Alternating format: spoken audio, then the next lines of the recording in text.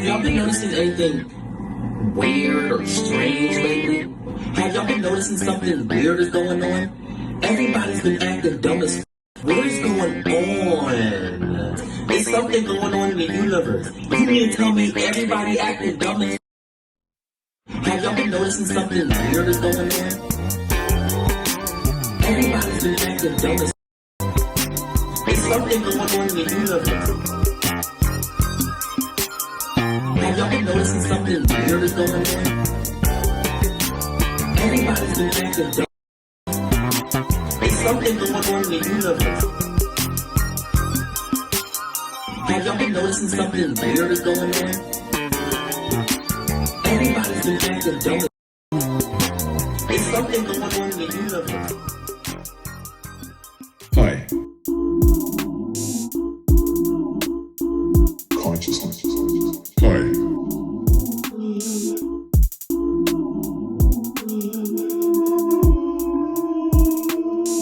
Consciousness. Revolution. Hi. Consciousness. Consciousness. Revolution. Revolution. Consciousness. Revolution. Consciousness. Revolution. Consciousness. Revolution. Revolution. Revolution.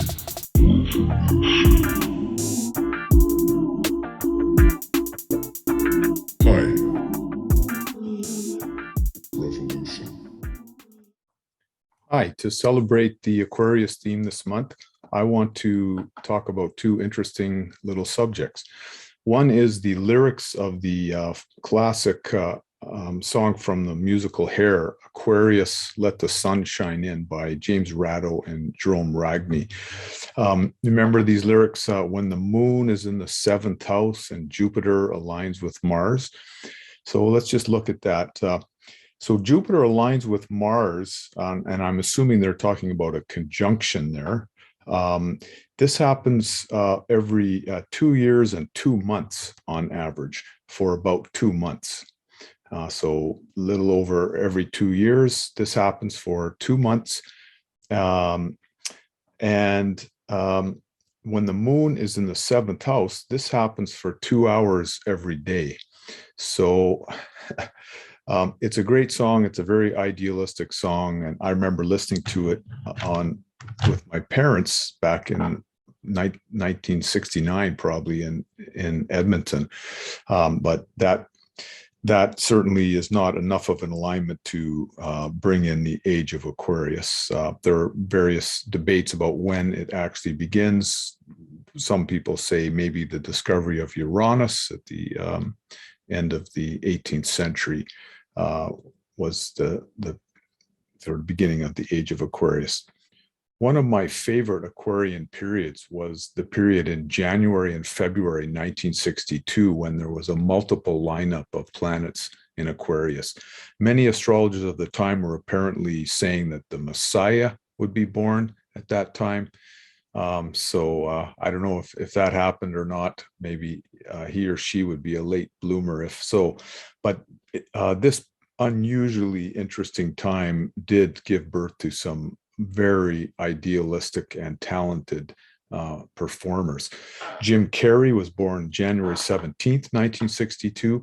He has Mercury, Jupiter, and Saturn in Aquarius, and Mercury, Jupiter square Neptune. And we can see the zany imagination, the idealism, the capacity for imaginative play and kind of wacky out there musings. Just a powerhouse of talent and quite an idealistic man as well. Then Axl Rose, lead singer of Guns N' Roses, was born on February 6th, 62. And finally, Garth Brooks, the country singer, was born on February 7th. Both Rose and Brooks have Mercury, Sun, Jupiter, and Venus conjunct in Aquarius square Neptune. And they both have 6 planets actually align in Aquarius. Mars, Saturn, Mercury, Sun, Jupiter, and Venus. Amazing. Though, if there was going to be a sort of messiah in country music, I would nominate Garth Brooks. His song "We Shall Be Free" from 1992 and video, co-written with Stephanie Davis, is in many ways the greatest country song of all time, in certain categories of, idealism, of a breadth of vision. I believe this is the direction that the heartland of America really is trying to go, wants to go, rather than toward the hate of Trumpism. Just the first few lyrics from this amazing song. When I close my eyes, I see the way this world shall be, when we all walk hand in hand, when the last child cries for a crust of bread, when the last man dies for just words that he said, when there's shelter over the poorest head, we shall be free. When the last thing we notice is the color of the skin, and the first thing we look for is the beauty within. When the skies and the oceans are clean again, then we shall be free. You just don't hear that every day in any songs, and that is truly a masterpiece. The other thing I want to mention is, to talk about for fun, is just some symbolic musings that I've thought of around the name COVID-19 that has had such a dramatic impact on our lives for the last several years. As a student of symbolism, I'm always looking for connections and meanings between things. This is a quite rich one. So if we break down the term COVID-19, this is one way that we can see this. Co means together, with, and it is one of the shortest shorthand forms of describing the archetype of the moon: togetherness, bonding, connection. Co. Vid, the root of our word, video and vision, is connected with the archetype of Mercury, communication, seeing, perception. And then finally, the 19 is the number of the Sun card in the tarot deck. The major arcana is number 19. So here we have the most concise way imaginable of describing the archetypes of Moon, Mercury, and Sun together, COVID-19. And Moon, Mercury, Sun combination has a lot to do with the blending and merging and cooperating of the solar masculine or yang principles and the lunar feminine yin principle. Mercury is that messenger of the gods and goddesses that creates interaction of thought, of insight into these issues. And so this is, an interesting time. This time out of the pandemic really forced a lot of people to introspect and think about their lives and take a break and look at the long-term goals and ideals and things that they want to experience in their lives. And the meeting of the feminine and masculine, the rebalancing of this relationship is one of the most important themes in our world today. So I hope you found that interesting.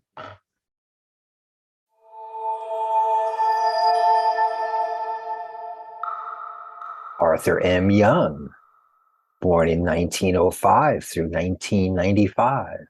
Arthur M. Young was the inventor of the Bell helicopter. He also founded the Institute for the Study of Consciousness in Berkeley, California.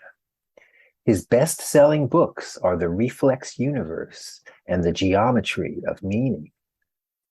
Arthur Young believed that the real function of science is the exploration of the human spirit.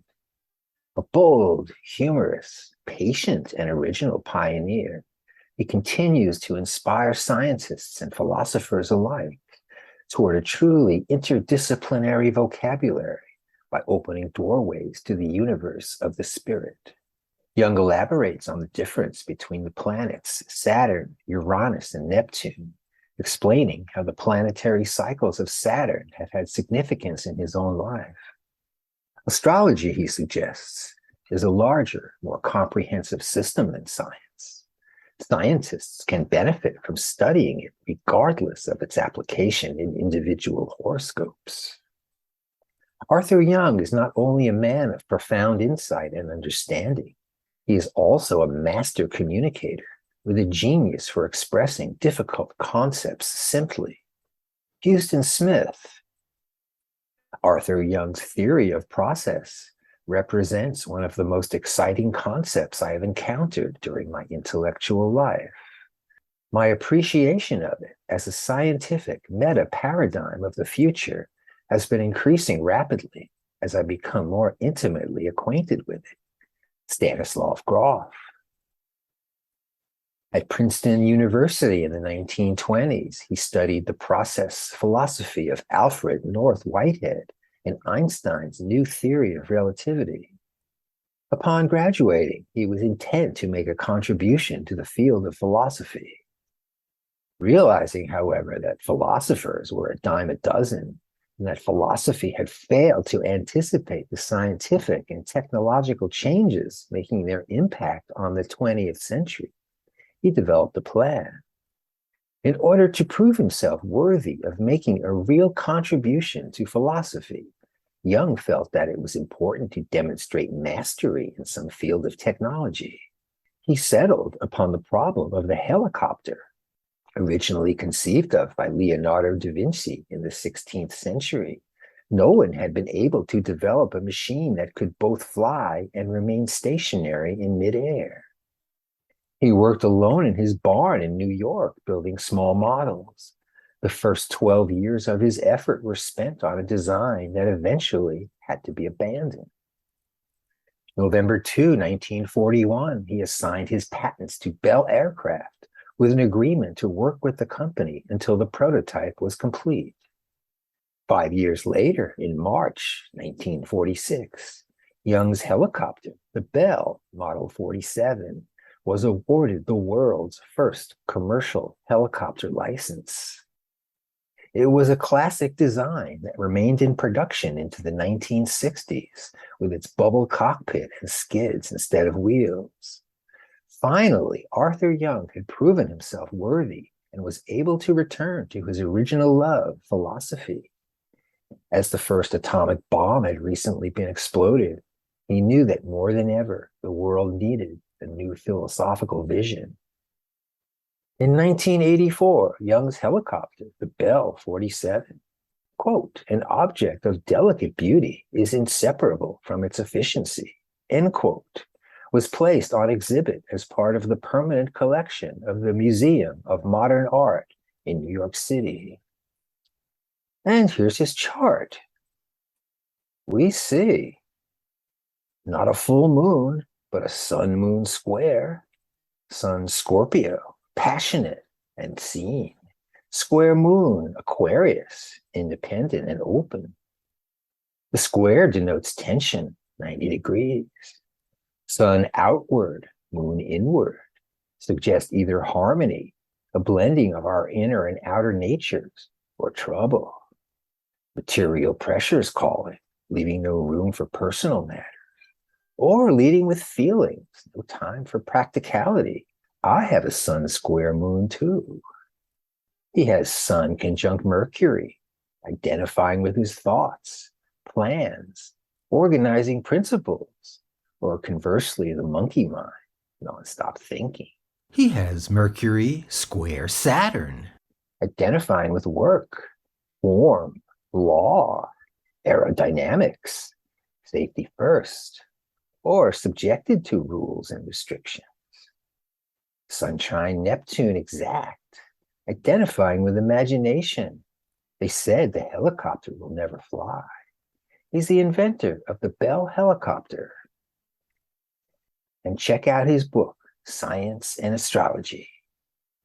Thank you, Arthur M. Jung. My name is Chad Harris, and I'd like to share with you a few brief thoughts on the forthcoming Aquarian full moon on August 11th. So the full moon occurs at 19 degrees Aquarius and is in a conjunction with Saturn and in a square to Uranus and Mars. And what I'd like to point out is that this is pretty much the midpoint between the two eclipses of the year. And we can recognize that the first eclipse occurred on April 30th at 10 degrees Taurus and was in a conjunction with Uranus. And what's interesting about this moment in time is that it was on May 2nd that the Supreme Court leak of their desire, their opinion to overturn Roe versus Wade was revealed to the public. And this, makes sense for, a revelation, Uranus, every eclipse is emergence, or it's a connection between consciousness and the unconscious. Not that the moon is unconscious, but it has to do with the shadow in us, our unconscious dimension of being, and how consciousness is in an interplay with the unconscious. And the veil between consciousness and the unconscious is thinner during eclipse season. So there seems to be an emergence of unconscious material into consciousness at surrounding eclipse times.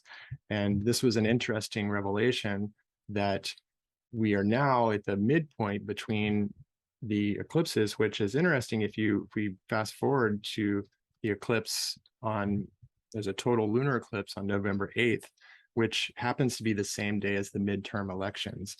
So the politics of our current situation are dire. If we've been paying attention, we have one party that's maintaining its democratic ideals, and we have another party that's foregoing them and in pursuit of what is totalitarian control ultimately, and an attempt to degrade the democratic forces in our society. And I believe this is one of the most consequential midterm elections in my lifetime, because we have many candidates who are buying into the big lie, who, if they're elected to different secretaries of state positions around the country, could actually have very malicious influence on the next election in 2024 if they come to power.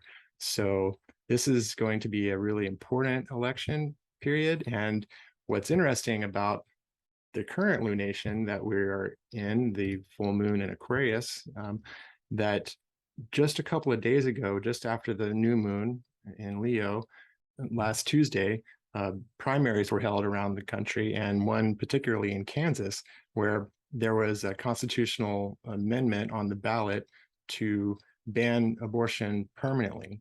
And what's really striking about the results is that Kansas, a very ruby red Republican state, was voted 60 to 40% to not have the constitutional amendment to ban abortion. So in a state where you would think the population would be sympathetic to a ban on abortion, we got a Mars-Uranus rebellious kind of pushback against what is perceived to be an overreach by the Supreme Court in their decision, the Dobbs decision to ban abortion, or to ban the federal protections for abortion rights. So I think this is a really interesting moment that we're in between the eclipse in April and the forthcoming eclipse on November 8th, lunar eclipse on November 8th. And we're in kind of a crux position, a threshold moment where, a lot of the energies that are held within the Saturn-Uranus square, which has been a generally destabilizing force, where Saturn, the stability of reality, is being challenged by Uranus, and unpredictable, uncertain changes are taking place. And when we add Mars in the mix, we get even more potential for volatile energy.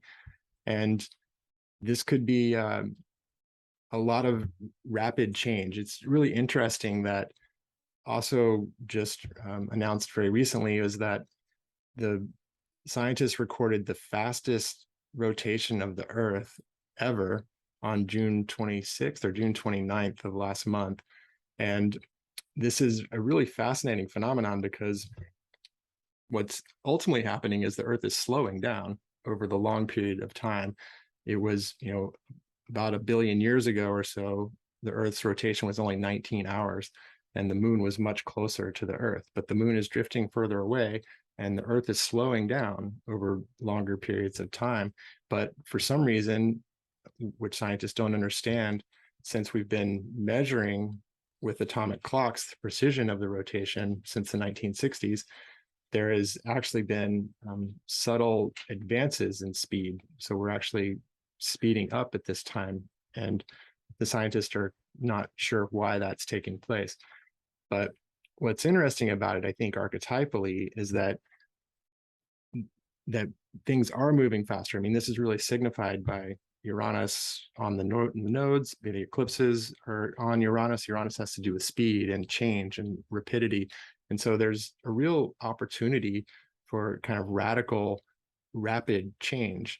And this could be revolutionary in many ways. And the vector of that direction is unknown. Whether it'll be a positive revolution or a really challenging revolutionary energy is kind of up for grabs. And the kind of the battle between the conservative forces, the kind of fascistic conservative forces of the current Republican Party versus freedom and democracy and individual rights, which you can also see tied into the abortion dilemma. And this is an extremely ripe, very fertile moment where we have our energy, what we bring to the table has more potency at this time. So bring forth your best efforts. This is a crucial threshold that we're moving through towards November and the eclipses that take place. And, democracy is literally on the line. So, bring forth your best efforts, and much love and many blessings to everyone. I hope that this has been helpful, and I look forward to speaking again soon. Okay, be well, everyone.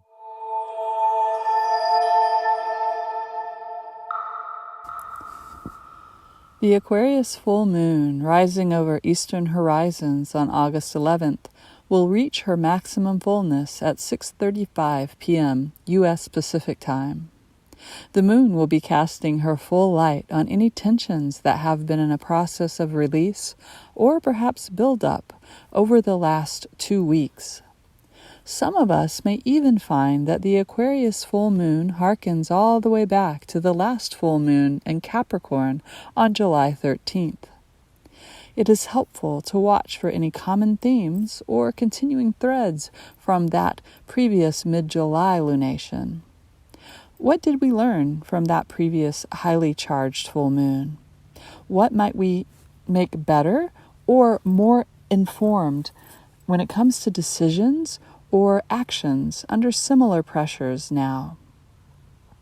The big emotions of the full moon, together with the direct, fiery energy of Mars, are setting off the multi-year collective influence of Saturn square Uranus, which runs from December 2019 through January 2024. Under these skies, we can expect the unfolding of events related to that larger developmental arc.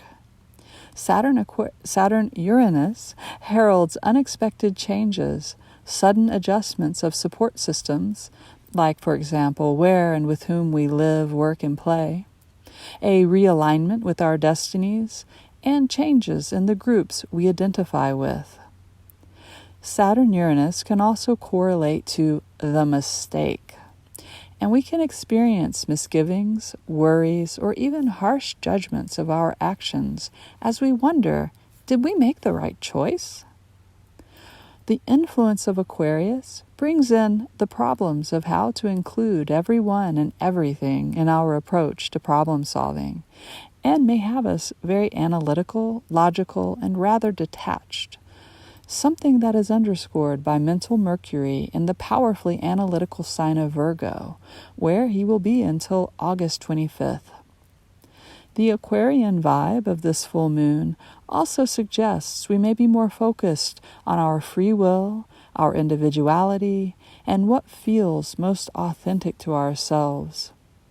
Yet, at the same time, the constraining force of Saturn in this full moon will force us to consider our real accountability to others as much as our accountability to our own destiny, and this may evoke plenty of passionate feeling. So many of us will experience a push-pull to accomplish seemingly contradictory goals.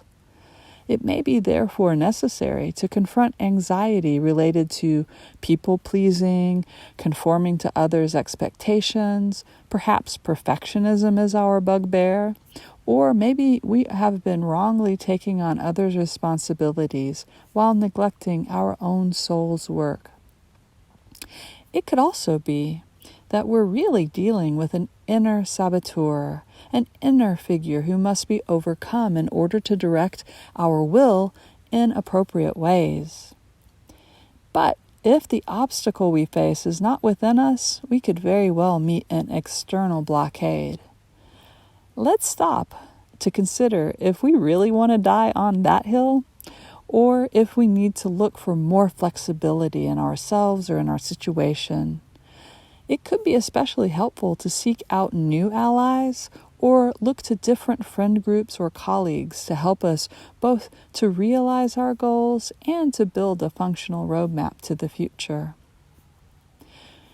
So looking at specific aspects under this full moon, we have Sun square Uranus and Sun opposite Saturn.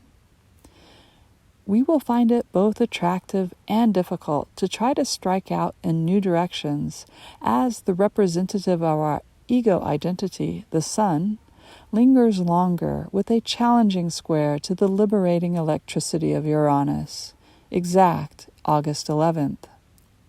Sun-Uranus urges us to express ourselves however we want, whether or not that makes others uncomfortable. We may be reminded that goals we had set to achieve greater independence or autonomy have been neglected or are just not as easy to obtain as we had planned. This aspect also adds an itchy feeling of wanting to break out of constraints, which is actually exacerbated by the Sun making a dynamic opposition to the limiting influence of Saturn, and that will be exact on August 14th.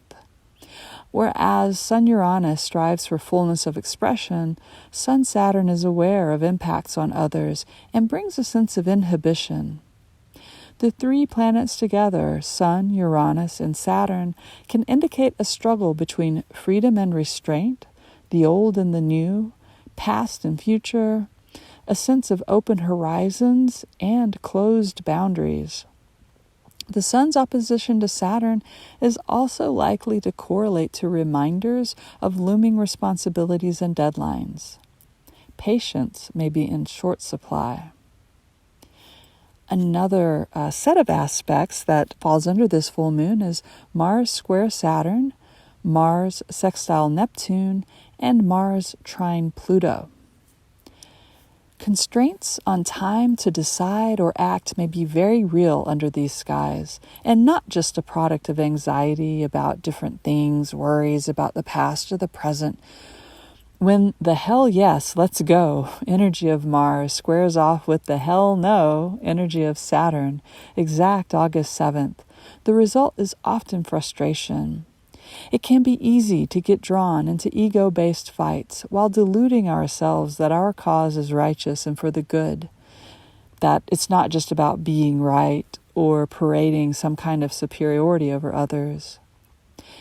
If the pressure we feel is a psychological or an interpersonal one, it can actually help to let off steam by fighting Mars, gravity, which is Saturn. So like fighting gravity in some way. So climbing a hill, doing push-ups, dragging something heavy around.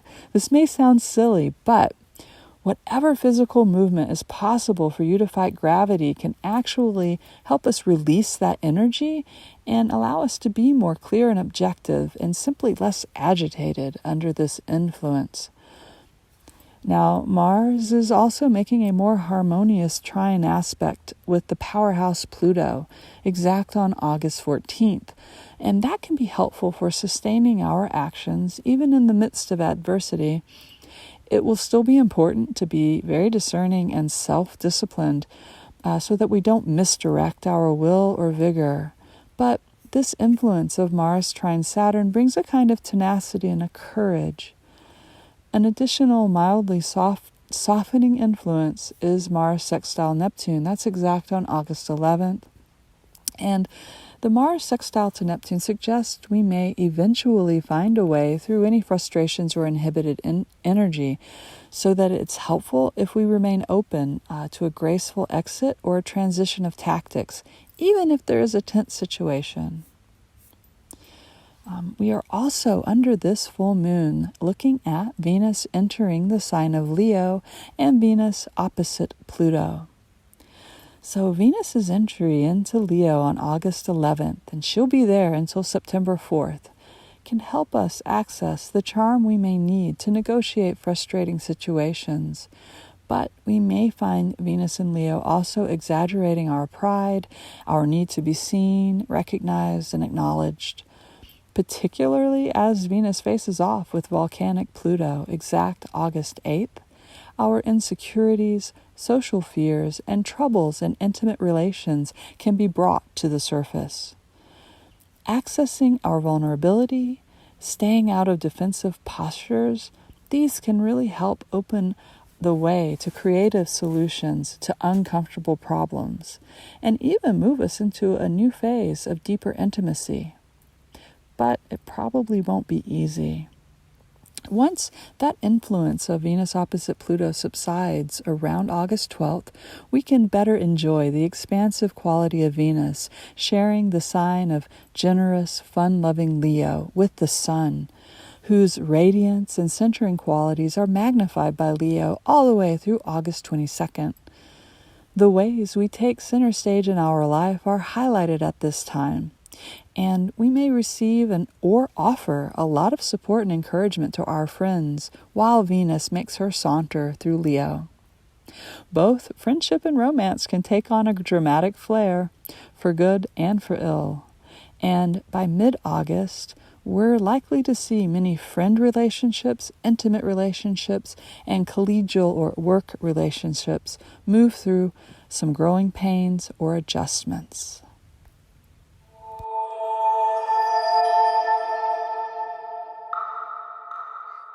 During the Aquarius full moon in mid-August of 2022, the full moon will be taking place right as a Mars, Saturn, Uranus T-square alignment also comes into very tight alignment. And so we're going to be kind of, as a collective, wrestling with those energies during that time. So I thought I'd take a moment here to elaborate upon how those energies can show up, the combination of Mars, Saturn, and Uranus. So Mars is the archetype that reflects the action principle of life, of human beings, the ability to be motivated, take action, also of life to have things happen, particularly with some speed to them. Saturn is associated with restraint, constraint, negation, slowing. It's associated with traditions, with the older, more conservative. It's associated with that which kind of burdens us with gravity and heaviness and makes us have to be disciplined and perseverance and persevering. And Uranus is the energy of the rebel energy, the thrill, the excitement, the one that wants to break free of the constraints, break free of the gravity, that wants to fly, that wants to be quick, that's associated with the youthful energy, the forward-thinking energy, the inventive, the eccentric, the fun. And so when those get together, it can be a bit of a roller coaster ride. And so We're going to give you some examples here so you can kind of understand a bit how those energies show up, and also so that you can recognize them. You know, when you see them in the world and you see them in your own lives, you can recognize them. You can recognize what they're asking of you, what they're asking of the world. So generally speaking, when Mars comes in contact with Saturn, Saturn is the negating, constraining, slowing principle. So it wants to slow down the action principle of life. Also, our own personal motivation principle wants to slow it down. It can also be Mars, the action principle, acting upon Saturn, which is associated with tradition, authority. So it could be that there is a tradition or authority that becomes active at that time, kind of in an aggressive way. There can also be an association of Saturn with heaviness and Mars with forcefulness. So some type of forceful, heavy thing happening at that time. So that combination is can be challenging because it oftentimes involves like obstacles to goals or kind of a heavy, forceful action happening in our sphere, some heaviness, some kind of aggressive energy there. Mars with Uranus is a different energy because Uranus is the liberator energy, is the one that wants to liberate the action principle of Mars. So like a rebellious action, a disruptive action, an action that is sudden and unexpected, fast. An action that is a fight for freedom, something like that. So we can get a combination therein of all those things. Like, you know, some aspect of life is getting speeded up. Mars, Uranus, there's an unexpected liberating activity. The other side gets slowed down. Saturn, Mars, there's a kind of a slowing stoppage to activity, or kind of a heavy, burdenous, judgmental activity, assertive or aggressive energy going on. So to make the combination concrete and to make you get a feeling for some ways that they can show up in together as a triad, we've got some examples for you. And the examples are a little bit fun because why not? You know, Uranus is a part of this combination. Uranus is associated with the thrill, the excitement, the fun side of life.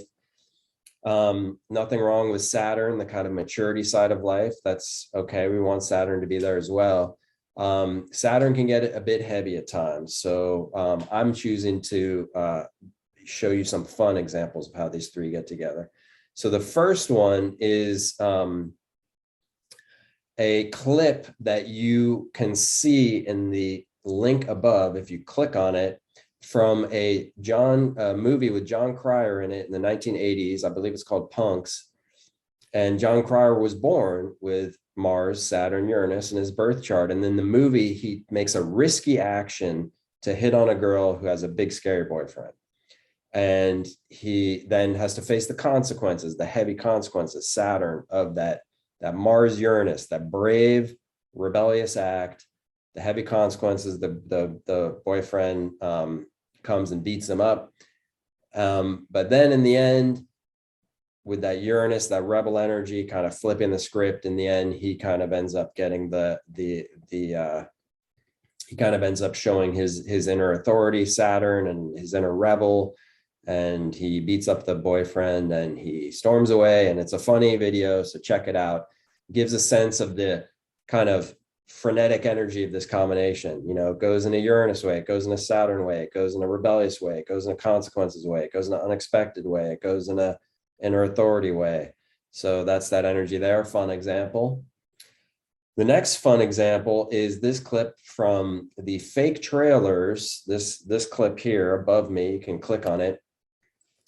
From the fake trailers before the movie Tropic Thunder, in which there is a comedic trailer for a movie starring Robert Downey Jr. as a gay monk who is trying to get together with another gay monk under the heavy penalty of their religious order. And so we see Robert Downey Jr. born with Mars, Saturn, Uranus, and we can see him representing that energy. Wants to be rebellious, wants to make a rebellious, brave act, but at the same time, there's a Saturnian negation principle there that is keeping the whole thing under tight kind of weight of punishment.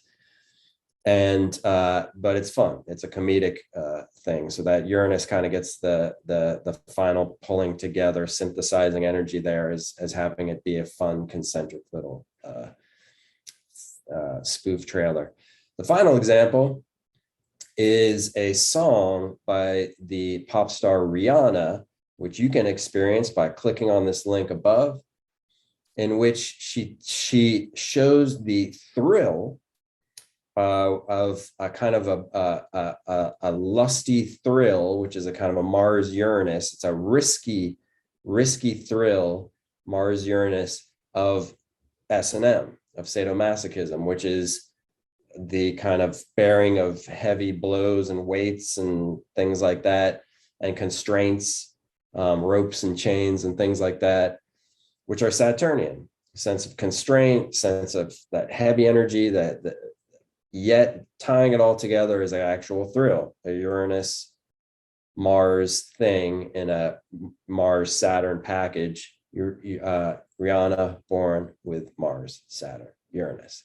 So check out those 3 clips, see what you think, and yeah, just get acquainted with the Mars, Saturn, Uranus energy so that you can recognize it when it shows up in your life. And you can kind of get what it's asking of you, because when the archetypes of these, the astrological archetypes, the kind of fundamental archetypal building blocks of our reality, when they see that we're kind of open and receptive and listening to where they want to go, they usually tend to go in a way that is life affirming for us and for our collective. So that's the point of doing this, and I hope it's helpful and insightful to you. Enjoy your full moon, your Aquarius full moon, mid-August 2022. Thank you so much. I'm James Moran, Archetypal Astrologer, and we'll see you next time. Enjoy.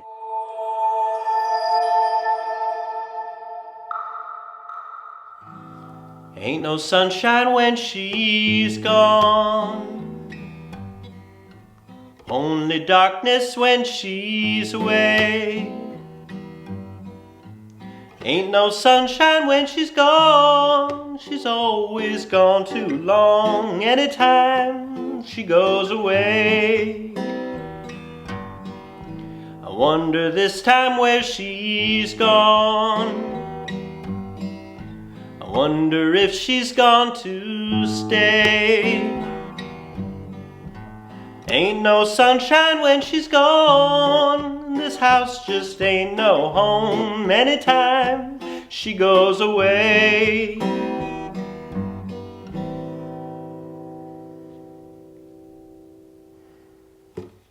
So Bill Withers, who wrote that song, was born with an alignment of the sun, the moon, and Saturn.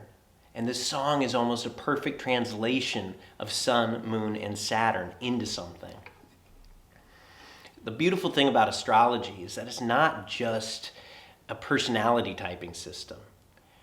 Astrology is really a way to uncover these beautiful relationships that exist in creation and through consciousness. And when we learn to really taste each of the planetary archetypes and really feel what it's like and sense it on a vibrational level, then it unlocks this whole new mode of perception for us. And so listening to a song that conveys an astrological aspect like this can go so much further than just cracking a book and reading a list of definitions. But of course, to learn it, we gotta understand those definitions a little bit. It's part of what we're here to do in the video, but it's more important to feel it. So think about it. Sometimes you feel good, sometimes you don't. Sometimes the sun is shining, sometimes it isn't. Sometimes you feel good because the sun is shining, and then when it goes behind a cloud, you don't feel quite as good. So just like the sun in the physical world, the astrological sun is the bringer of light and life. When it is shining, we feel good. We have energy, right? We are vital. So the sun is all about that influence, that spirit that comes and animates everything. And when that's gone, life just isn't worth living. So now the other definitions of the sun that come through, like identity and purpose and will, these are all kind of descending from that, right? When we have energy for our incarnation, we can shine, we can be a center of existence, we can be somebody. So that's how that all works. But ultimately, it's just that influx of spirit and basic life force energy. But now balancing that is the moon. And the moon is more about soul. The moon's more the inward dimension of things, the receiving end of the spectrum. And if we're only running on solar energy, we'll burn ourselves out. It's wonderful to be gassed up in that way, but it burns hot. And eventually we dry out and we cook ourselves and we're done. So the moon is there to nourish us. This is why the moon connects to basic things like mothering and the family and the home and sleep and nighttime, because this is where we go within and recharge and restore ourselves. Basically, the sun can't shine without the moon. And always we're oscillating back and forth between a more solar side of ourselves and a more lunar side. And some of us will tend to lean more heavily on one than the other, of course, depending on how our chart is laid out. But ultimately, we want to bring these things into a perfect balance. And that's the whole alchemical equation, right? By balancing the sun and the moon, the masculine and the feminine, the light and the dark, the outer and the inner, the yang and the yin, we find the middle path. We unite all opposites and we become whole, right? So let's think about how it goes in this song. I mean, there are levels of kind of meaning that we can read into this, right? If we think of the sun as spirit and the moon as soul, this song is almost talking about a loss of soul. It's like when she's gone, right? When my lady's soul is gone, the spirit goes as well. I no longer have the juice for life. And of course, on the more mundane level, which, how we're more likely to listen to this song, the moon classically relates to the feminine. So ain't no sunshine when she's gone, right? Now, let's think about how Saturn plays into this, right? Because if this were a Sun-Jupiter alignment, it would be a different story. We wouldn't be talking about her being gone. We'd talk about how great it is when she's here. But Saturn is the planet of negation, the planet that says, you can't have it. It sticks the pin in the balloon. It's like, it can be like dead weight. So, all too often we will relate to Saturn as if it's this big drag. And the fact is that we mostly don't come into life able to handle that energy well. Saturn is like your parents telling you to tie your shoes and brush your teeth and pick up your room when you're a kid, and you're just like, I don't wanna. And that's often the way we relate to Saturn. It's like, this is what you have to do. Well, I don't wanna. So, on a very simple, kind of basic level, we could read Sun, Moon, Saturn as an astrological bad mood. It's like, we want the sun to be burning brightly. We want the moon to be getting what it needs. But when that doesn't happen, we don't feel good. We have neither energy nor do we feel nourished. So that's one reading of Sun, Moon, Saturn. And it's a reminder of the importance of balance in our lives, right? See, Saturn is not just about making things hard. Saturn says something needs to be done here. So what is it in your life that makes her, the soul, go away? Are you working too hard? Are you trying too hard to move toward a goal? Are you too fixated on what you know and what you identify with? This is all solar stuff. Sometimes you need to go within. Sometimes you need to take a break. You need to rest. You need to play. You need to be with the people that fill you up. That's all lunar stuff. And Saturn tells you, hey, look at the parts that you've been missing. Look at what you've been neglecting and take care of it. And this is why Saturn's all about, in the end, it's about discipline, right? Just doing the things that Saturn requires, as we find through trial and error of life, doing the things that Saturn requires will get us what we ultimately want. In some ways, Saturn, you get Saturn right and everything else falls into place. So now I want to play another song of Bill Withers. Oh, before I do that, I just want to point out one thing that my partner pointed out to me, which is pretty awesome. His name is Bill Withers. So think about it. What happens when Saturn gets you down and you can't get what you need and you're not nourishing your soul, and so the spirit dries out and you're just like this worn out husk? Well, you wither. So how about that? Astrology, it's unbelievable, the layers of connection that it can uncover. All right, so now, Bill Withers' other most famous song, Lean on Me. Another very Sun, Moon, Saturn song, but this one with a more optimistic bent. So I'll play it and then I'll talk about it.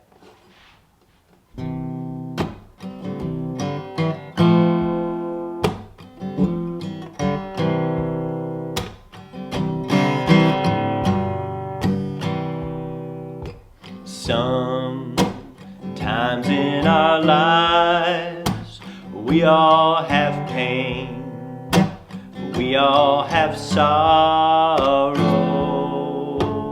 but if we are wise, we know that there's always tomorrow. Lean on me when you're not strong, and I'll be your friend. I'll help you to carry on, for it won't be long till I will need somebody to lean on. So here we have the great example of Saturn Moon, first of all. And Saturn Moon can give somebody a depth of experience and a way of processing that experience where you're willing to go within, you're willing to feel what it is that you need to feel. Of course, it's not necessarily going to happen that way. Saturn Moon can very often correspond to pushing feeling away, right? Closing off your heart, putting a wall around your heart so that nothing gets in. But as always, if we relax and assent to Saturn's demands, which in this case is inner work and introspection, then there's a depth and a maturity and a kind of gravitas that comes with our experience. And, you know, here, a Saturn Moon person is somebody who has experienced pain and experienced suffering and processed it and come through with a deeper understanding of life and an ability to empathize more with people and to be a kind of support to people. And what's great about this song too, there's this beat in it that's like boom,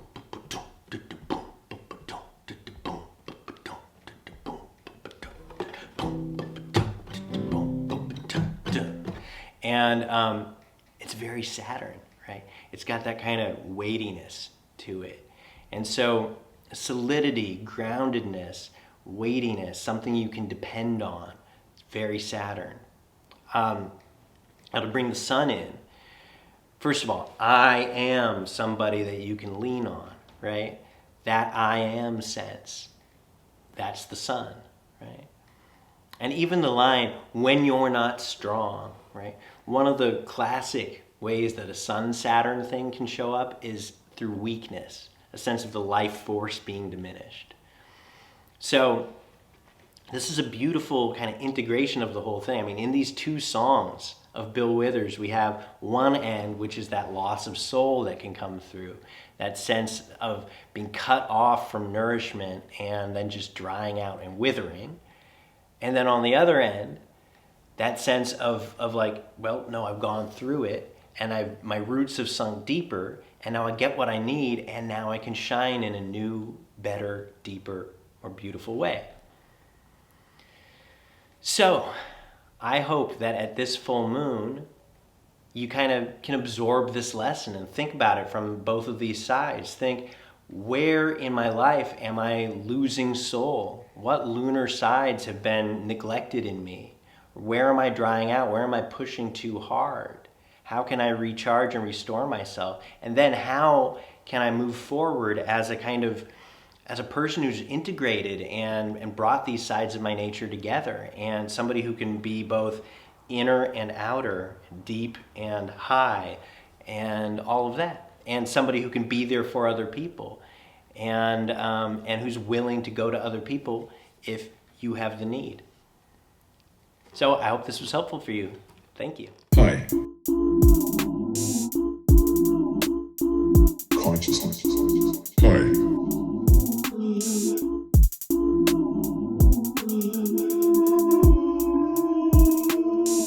Consciousness. Revolution. Like my mom's, she's got like, she'll just make statements into this world that are clearly answers to some sort of cosmic interview that's been going on since I've been able to form memories. That's the only way I can explain statements. Like, you might have somebody in your life, you know that they're in a room by themselves. Nobody's asked them anything, and they're not talking to you, but then you'll just hear something like, well, that's why they can't make popcorn on the space station. You're like, that's not for me to know. That's not for me to know. You tell that one to the ghosts.